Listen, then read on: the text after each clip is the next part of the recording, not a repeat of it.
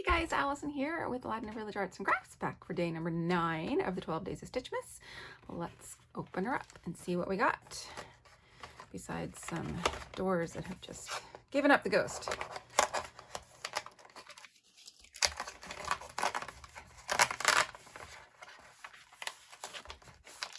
We have another ornament. So we've had one ornament already that was a different shape, so now we got a nice round ornament there. Let's see how big it is. It's a good size.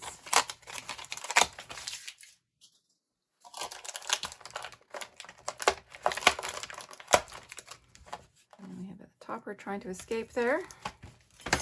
Ooh, all of it's trying to escape.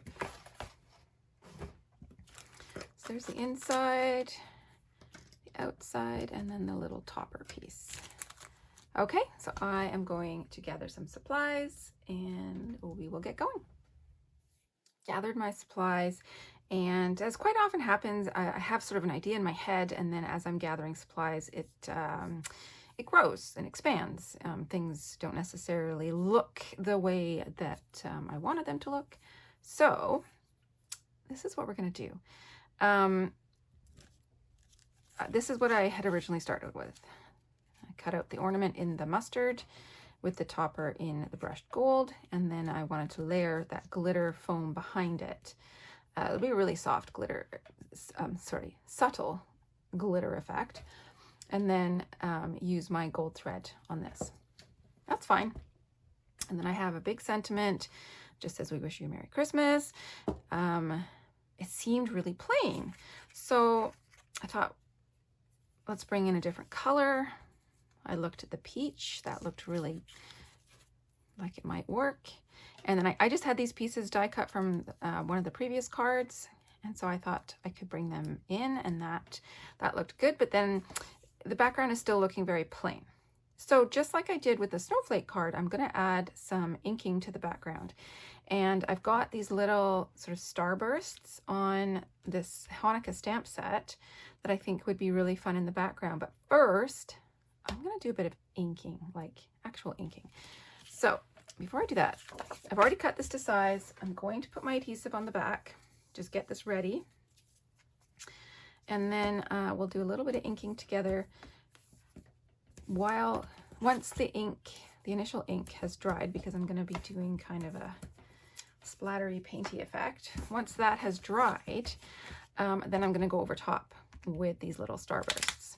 And I'm using dried marigold. It's a bit more orange than this, but I think it'll work.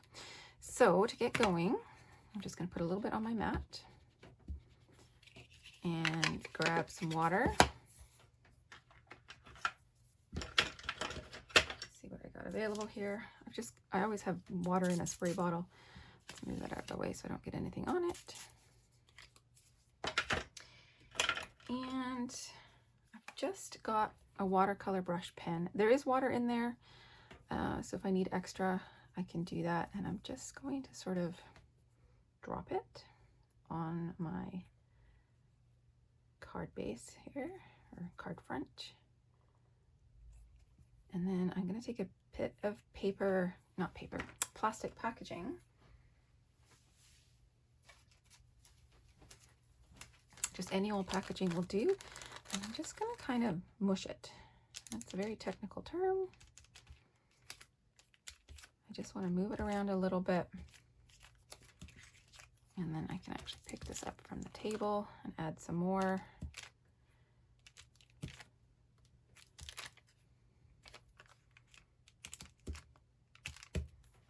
Okay, that's good. Let's clean that off and put this aside to dry.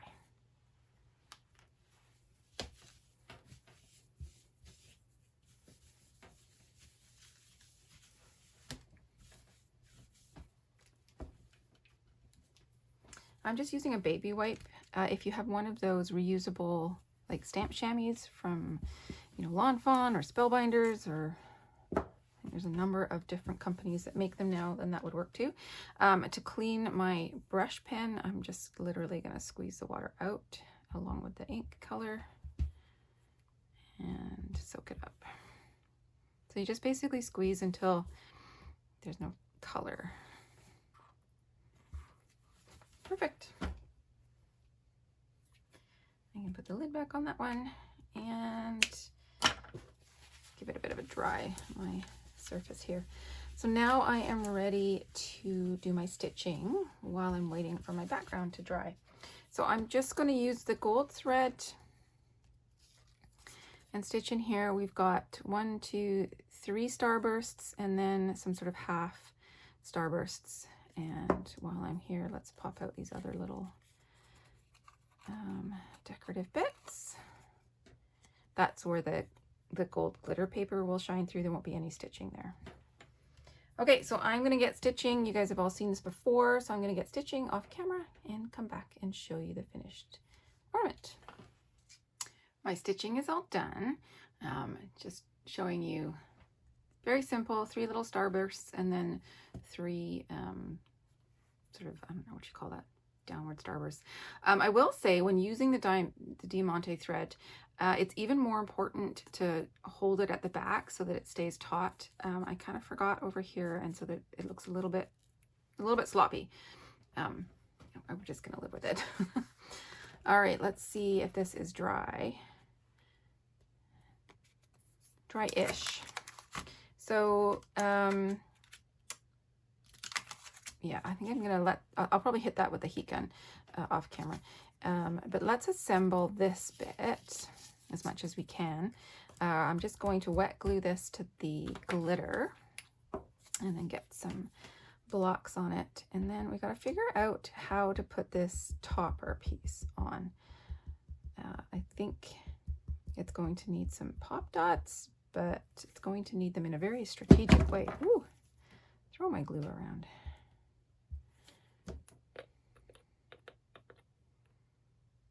Actually, I'll just leave that off because I might need a little bit of wet glue on the topper as well. Yeah, I like how you can see that glitter paper through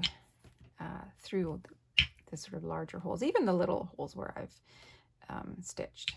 Okay, so this guy, because the foam has some dimension, I can glue the top of it to the ornament here, but then this bit is going to be sort of hanging loose, and you know I don't like that. So let's do some pop dot surgery.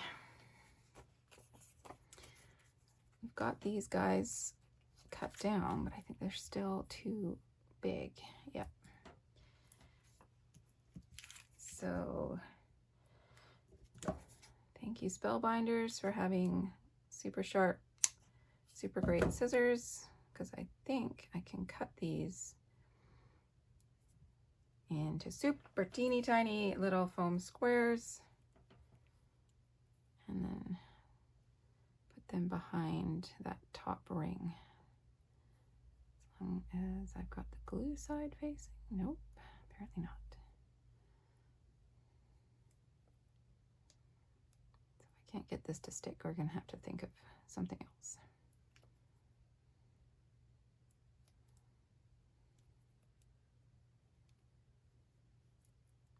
Or, you know, live with something that is slightly floppy. Yeah, we might have to do that.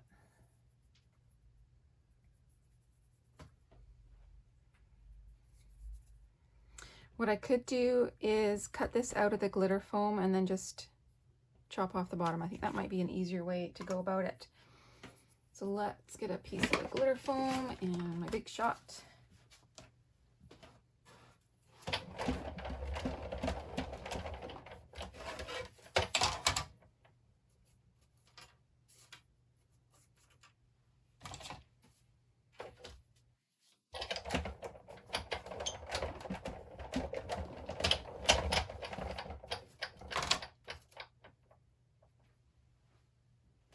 So when I put it in, excuse me, when I put it into my big shot, I didn't even try and have the whole die.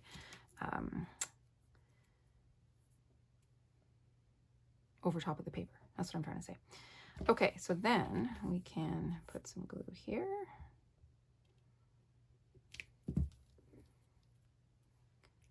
Stick that down.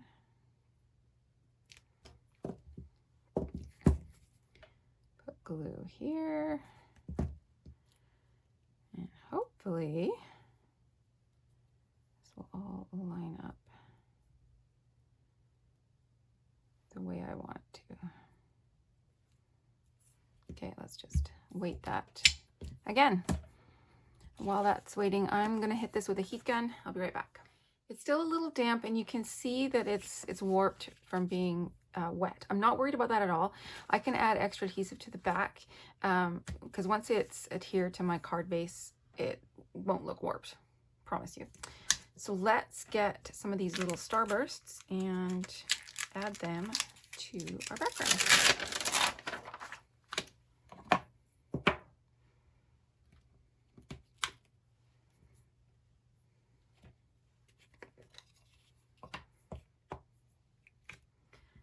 I will do what I did with the snowflakes and just kind of have them all on one, and then I can just make sure I twist and turn my stamp so that it doesn't look so uniform. And we'll take some off the page, and I'm not going to go over the whole thing. I kind of want this diagonal design. I know a lot of these are going to get covered, and that's totally fine. When you're doing a mixed media sort of background like this, a lot of it will get covered. Pretty much all of that in there is going to get covered, and that's okay. And I will put my sentiment across the bottom as well, so it will get layered on top of the oxide. So let's get that sentiment on now as well.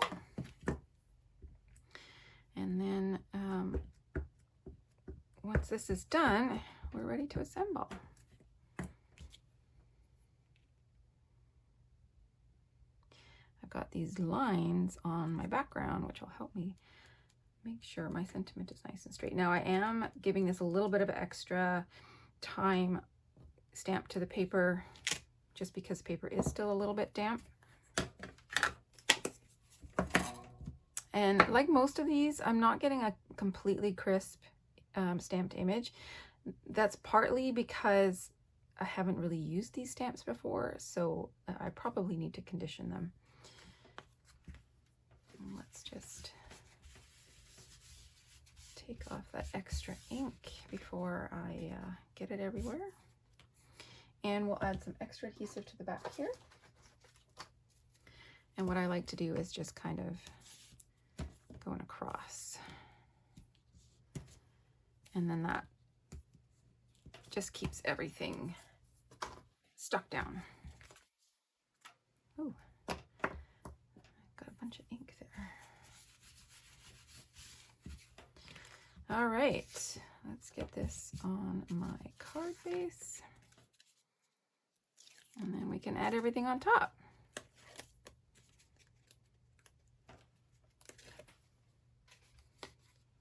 So there's a few extra pieces of double-sided tape to take off the backings of. Not a big deal. A little extra work for the peace of mind of knowing that my background will be nice and secure and won't warp.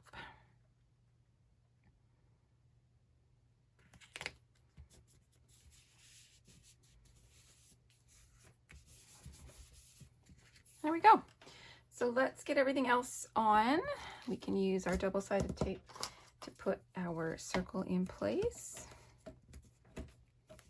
And before I glue the ornament on there, I might just take a look at this and see if it needs a few starbursts as well.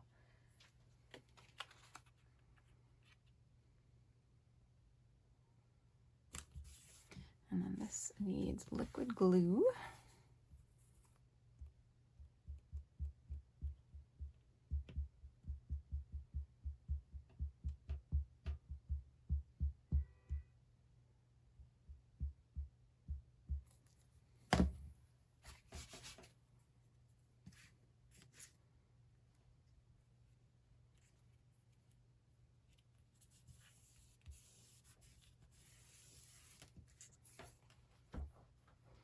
So let's just place this there and see, do we need a few? Yeah, I think it'll benefit from having that starburst pattern. So what I'm going to do is actually sort of mask this bit off. Let's find, yeah, this bit. Oops. Where I die cut that whole thing out originally. And then we can come in with our starbursts, and we won't get it on the rest of the card. Yeah. Okay, let's see if I need any more. I need some off here. I don't want it to go on the peach, so I'm just going to cover up the peach trim.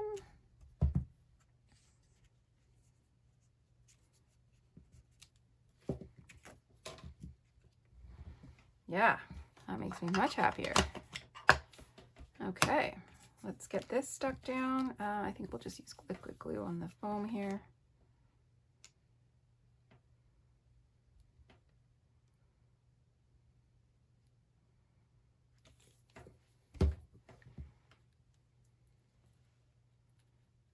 Now, all of these ones that have the ornament toppers, you can add twine to, thread to, anything you want. I'm going to give that 2 seconds, and we'll grab my gems.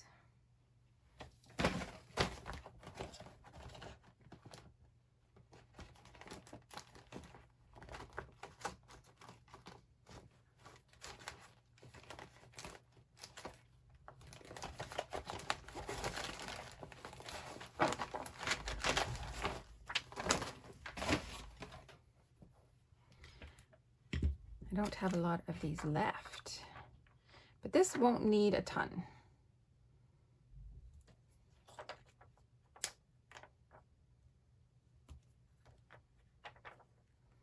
I'm actually just kind of putting them in the center of some of these starbursts, which is accentuating that little detail.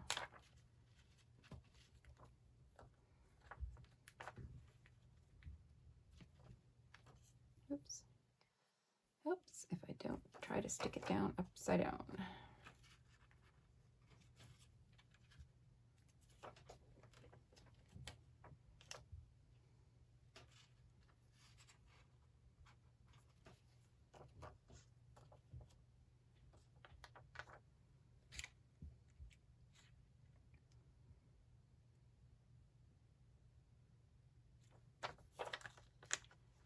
I was going to add another one, but I think we're good. I think there's enough sort of sparkle on this, given the glitter foam and then the little gem details. So I think we're going to call that one done. So that is day number 9. Thank you so much. We will see you again tomorrow for day 10. Bye.